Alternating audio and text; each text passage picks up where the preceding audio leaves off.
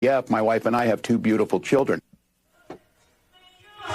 Now, that's not accurate, right? I mean, it wasn't IVF. It was a different procedure, and his wife, Gwen Walls, the First Lady of Minnesota, is taking care to tell CNN that they actually used a procedure called intrauterine insemination. IUI. It's a process she described it as incredibly personal and difficult experience. They did use fertility treatments. It wasn't IVF. Any woman Come here, Sergeant Major. I'm sorry. Hold on. I want to... Any one of the 1 in 7 women who goes through fertility treatments, IUI is part of the suite of fertility treatments. It's a step below IVF. It's direct insemination versus creating embryos. I think that is a stretch to say that it's not part of the broader fertility treatment. The way they explain it is he just talks like how regular people talk. I mean, my husband wouldn't know the difference. First of all, well, but Alyssa Farah then goes on CNN there to say, even, and I'm not here to debate the merits of any type of regulation on IVF, but even under those proposals from regional Republicans, it would not include IUI. So the point is, he exaggerated his personal experience to act as though Republicans would have kept him from creating his family. That's C, and D is, as we've had Pete Hegseth and others on, he might not have been quite the high school football coach has played up to be. He was a defensive coordinator in a high school. I personally don't begrudge him that. I think once a coach, always a coach. But the point is, through 4 different stories being told in less than 4 weeks, he has a very, very tenuous relationship with the truth, and it's super weird. Something is weird. This bumbling sitcom dad character that he's playing, kowtowing to Kamala Harris, finding her Doritos in a convenience store, is not the modern American definition of masculinity. And it is, quite simply, to play the same game of checkers, weird. Second, from the DNC, beyond weird is the terrifying proposals coming out from the Harris-Walz, first the Biden-Harris administration, the Harris-Walz ticket about the economy. This is actually not weird. This is terrifying. I read now from The Street. Kamala Harris is Joe Biden's proposal for 2024, and she's given us very scant details about what she would do in 2025, but she's been a part of an administration for 1,300 days that proposes the following: a 44.6% capital gains tax. We're at 15%, jumping that to 44% for capital gains. And that's not even the worst of it. Beginning to tax unrealized capital gains, a 25% minimum, but then it scales up for unrealized capital gains for people making over $100 million. I want you to set aside for one moment the people making over $100 million part of this proposed legislation. Do you know how this works? So let's just say that you qualify. You buy a house for $1 million. That house, as it's appraised in the next year, goes up in value to $1.2 million. You don't sell the house, but you have the house. You now owe taxes on the $200,000 in unrealized capital gains. Want another example? You have a 401k. The stock market does well that year. Your stocks go up, but you don't sell, so you haven't received any money. You owe taxes on the increase in the value of your stock portfolio. You say, well, what if I pay that and then the stocks go down? What if the housing market goes down? I don't know. The point is, both of these proposals, 45% on cap gains, or even worse, taxing unrealized capital gains, it grinds the market to a halt. No more transactions. People stop trading. And you get back now to the $100 million. Well, it doesn't affect me. I don't make $100 million.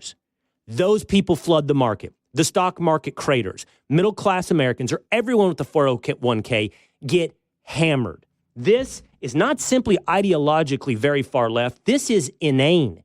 This is crash the economy type proposals. And these are people telling you that they're here to fix an economy that they've been in charge of for 12 of the last 16 years. 8 years of Obama, 4 years of Biden-Harris, and we're supposed to look at Kamala Harris today as a brand new politician ready to save America from the ills of America they have controlled for 12 of the last 16 years. And third, from the DNC, there are reports out from Nicole Shanahan, vice presidential candidate for Robert F. Kennedy Jr. They're looking at dropping out of the race. Nicole Shanahan says they are so disillusioned with the DNC and its process. Quote, we are taking a very serious look at making sure that the people that have corrupted our fair and free democracy do not end up in up in office. She said on an episode of the podcast Impact Theory, quote, is the risk of a Harris-Walz presidency worth us staying in? That is what they are now considering. Why? They have banned us, shadow banned us, kept us off the stages, manipulated polls, used lawfare against us, sued us in every possible state. They even planted insiders in our campaign to disrupt it and create an actual legal issue for us. She's a former Democratic donor, always been a part of the Democratic Party. Nicole Shannon, Robert F. Kennedy Jr. looking to drop out of the race and throw their support behind Donald Trump to save democracy. Betting markets like it. For the first time in a week or two, it's now tightened up. It's back to almost even in the betting markets. Kamala Harris and Tim Walz against J.D. Vance and Donald Trump. Let's break down the effect of RFK dropping out and the effect of binary thinking on critical thinking with Gutfeld's Kat Timpf next on The Will Cain Show. The Tunnel to Towers, countless veterans' villages. They stand as a beacon of hope for those who've sacrificed everything for the United States of America. These facilities, they're committed to helping veterans achieve stability and independence by providing housing and services to keep up with each of their individual needs. Now, within the village, residents will find support and community among those who truly understand the meaning of service. With several veterans villages already completed or in development nationwide, the foundation and its supporters believe the power of unity and that no veteran should be left behind. Through its homeless veterans program, Veterans Villages, and the National Case Management Network, the Tunnel to Towers Foundation has provided housing and supportive services for over 8,000 veterans since the program's inception. Now, you can join Tunnel to Towers in their goal to eradicate veterans' homelessness and support those who've given everything to this country by donating $11 a month to T2T.org. 95 cents of every dollar donated to Tunnel to Towers goes directly to helping America's heroes. That's T2T.org, how you can help. Donate now to Tunnel to Towers. Kat Timpf coming up on The Will Cain Show. AI might be the most important new computer technology ever. It's storming every industry and literally billions of dollars are being invested, so buckle up. The problem is that AI needs a lot of speed and processing power. So how do you compete without costs spiraling out of control? It's time to upgrade to the next generation of the cloud, Oracle Cloud Infrastructure, or OCI. OCI is a single platform for your infrastructure, database, application development, and AI needs. OCI has 4 to 8 times the bandwidth of other clouds, offers one consistent price instead of variable regional pricing, and of course, nobody does data better than Oracle. So now you can train your AI models at twice the speed and less than half the cost of other clouds. If you want to do more and spend less, like Uber, 8x8, and Databricks Mosaic, take a free test drive of OCI at oracle.com/Cain. That's oracle.com/CAIN. Oracle.com/Cain.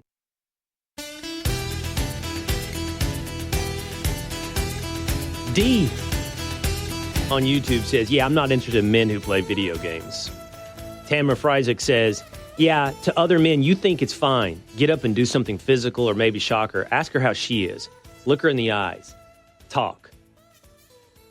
On the idea that one of the most unattractive hobbies to women is men playing video games. It is The Will Cain Show, streaming live at foxnews.com, on the Fox News YouTube channel and the Fox News Facebook page. Hit subscribe at Apple, Spotify, or on YouTube. Joining us now, the author of a brand new book, I Used to Like You Until. She is also one of the stars of Gutfeld. It is Kat Timpf on The Will Cain Show. Hey, Kat. Hey, how are you? Good. Is that right? Video games, one of the most unattractive things men can do as a hobby? I was nodding along the whole time you were saying that. Yeah, my experience, unfortunately, comes from having dated a man who was into video games, and one singular man, because I never did it again. Just the thought of, just picture that you're sitting there, you're being ignored while he's wearing a headset and like fighting a fake battle. So now I married a man who fought in an actual war. So much more attractive to be I would married to imagine. an actual veteran than a Call of Duty playing man. What I'm trying to think, and I think we're going to do this in the third segment here today of the Will Cain Show. I'm trying to think what else is up there. Like if you're ranking your 5 most unattractive hobbies, and this is from the ladies out there, because I know if I want to get like hero status on the internet, on social media, I should go to battle with you right now. I should defend the dudes out there playing college football at 25. But I recognize I'm capable of stepping back and going, even if I were in the moment doing it, yeah, this is not attractive. What else is on the list though, Kat? Like you walk in the room, what's the unattractive hobby? I mean, that to me is honestly, I agree with it being like number one because of the way that guys generally aren't into video games just a little bit. It's often, and then he'll turn it around on you where it's like, you don't understand that I just need time for myself. It's like, that's really one hell of a way to spend 9 hours unshowered, on your couch eating Doritos. But I think also just anything similar. Like the guys that are really into those weird fantasy board games is also kind of gross. Yeah. I don't want, ideally, I want to be the hobby. I want to be, I can't wait to see you. I love you so much. But I'm not trying to say I'm not a nightmare in my own way, because of course I am. But Ann Bretrick says on YouTube, watching a man house cleaning does it for me. So I don't think she's saying it's one of the more attractive hobbies. So I'll run one by you. Maybe one of my, I'm not going to call it insecurity, but when I do it, I do wonder. My wife and I were with another couple the other night, and I went into their backyard. We sat down in their backyard to have a drink, and I was like, "Hey, Marnie, are those hydrangeas over there? I really like that." I notice landscaping. I like landscaping. I think a manicured yard looks good, and I'm curious, and I'm not an expert. I wish I was like, what's that tree? What's this tree? What's that? So I'm just I'm curious and interested. I would not say I'm a green thumb or I plant, but every time I do, I'm a little bit like, is that masculine? Landscaping? I think landscaping is. So my husband, he's actually very into, like, he's a little too into it because we don't have a yard. But what he'll do is he'll watch lawnmower videos. He'll watch videos of someone mowing a lawn. I guess he would love nothing more than to just leave this all behind and be like a dude who landscapes in the Midwest somewhere. But unfortunately, that's not where our life is right now. He really does. He wants to be like a blue collar landscaping man. So I think that's his way of kind of pretending for a little bit. Yeah. Yeah. Cutting grass is therapeutic. Yeah. Dudes take pride in their grass. That's not to say that I don't start issues, that I don't start, like, that's not to say that, like, if I see him watching that when I'm in the room, that I don't make it a problem, because I do, to be clear. I'm like, you can watch that when I'm not, when there's not a beautiful woman in the room. Yeah. I wish you a long and happy marriage, Kat, because there's going to be a lot of landscaping videos in your future. It's not always going to be attention for you. Something I think you already know. You have a new book out called I Used to Like You Until.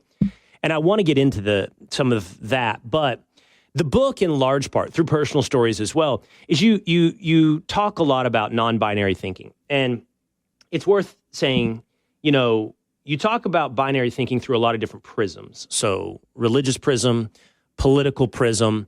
And I think it's worth analyzing this instinct. It's probably an instinct that we all have to reduce things into to binary choices. I want to come back to it in just a moment, but I want to kind of start with something in the news because I think it applies, and that's RFK. And there's this talk of RFK dropping out of the race. And the betting market swung to Trump. And I'm a little surprised by that. I guess we always kind of wondered, who does he pull more from? Does he pull more from first Biden, now Harris, or does he pull more from Trump? And right now it's looking like, shockingly, he pulls more from Trump because with him out, more of the vote swings to Trump. What do you think about this third-party guy, RFK, and him potentially dropping out of the race and his support going to Trump? So I think a reason that that doesn't surprise me about his support going to Trump, because I think a lot of people, what they